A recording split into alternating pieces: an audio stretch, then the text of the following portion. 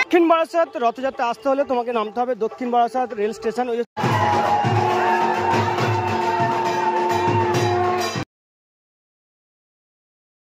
নমস্কার, আরও একটা নতুন ব্লগে তোমাদের সকলকে স্বাগত।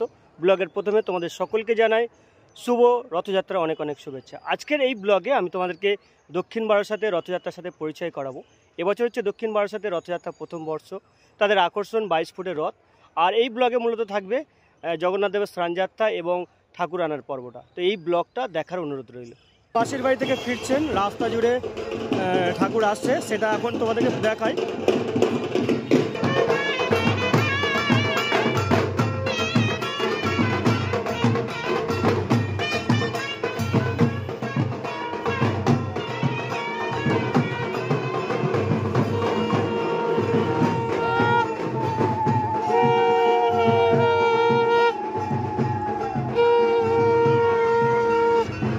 দক্ষিণ বারাসাত রথযাত্রা আসতে হলে তোমাকে নামতে হবে দক্ষিণ বারাসাত রেল স্টেশন। ওই হচ্ছে দক্ষিণ বারাসাত রেল স্টেশন। আর এই রাস্তাটা যাচ্ছে গড়িয়াহাটের দিকে। 2 সেকেন্ড গেলেই মোটামুটি রথযাত্রাটা শুরু হচ্ছে।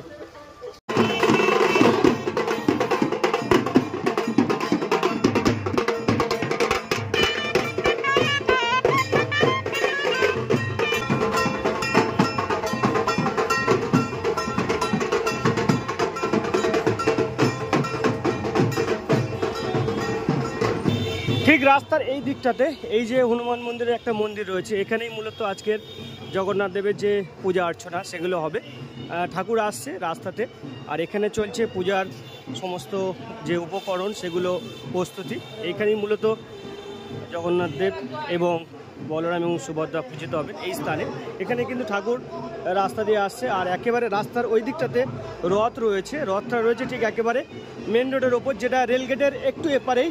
দক্ষিণ বারাসাত যে রেলগেট তার একটু এপারে যে হোসেন অটোমোবাইল রয়েছে, ঠিক তার সামনে রথটা রাখা রয়েছে। রথটা আমি তোমাদেরকে দেখাবো কেমন কি ডিজাইন করা হয়েছে। তার আগে ঠাকুর আসার যে প্রস্তুতি, ঠাকুর যে আসা সেটা তোমাদেরকে দেখায়। একেবারে কিন্তু ঠাকুর রয়েছে মেন রোডের ওপর, আস্তে আস্তে ঠাকুর আসছে বিগ্রহ যেখানে পূজিত হবে সেখানে।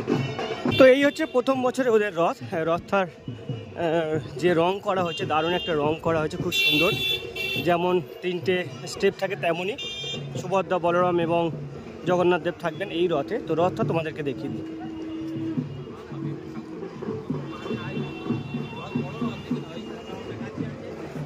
রথের আনুমানিক দৈর্ঘ্য করা হচ্ছে প্রায় 22 ফুট। বেশ বড় একটা রথ, এবং দক্ষিণ বারাসাতে এত বড় রথ এর আগে ছিল না, এই প্রথম। তো বেশ ব্যাপারটা ইউনিক লাগছে। আর এই হচ্ছে ওদের স্টেজ, যেটাকে আর প্রোগ্রাম হবে শুভ নবনির্মিত রথযাত্রা উৎসব। পরিচালনায় দক্ষিণ বারাসাত জগন্নাথ কমিটি, এবং রেজিস্ট্রেশন ওদের রয়েছে। কীভাবে আসবে, এদের অ্যাড্রেস হচ্ছে দক্ষিণ বারাসাত, উত্তর কালিকাপুর, বিবেকানন্দ পল্লী, রায়নগর। কালিকাপুরের এই দুর্গা মঞ্চে কিন্তু আজকে ঠাকুর আসছে।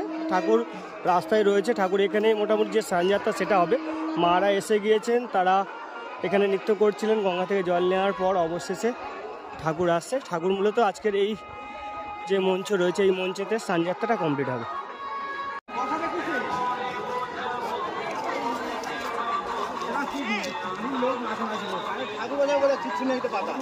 চান কোথায় করাবে, মৎস্য দেবে কে?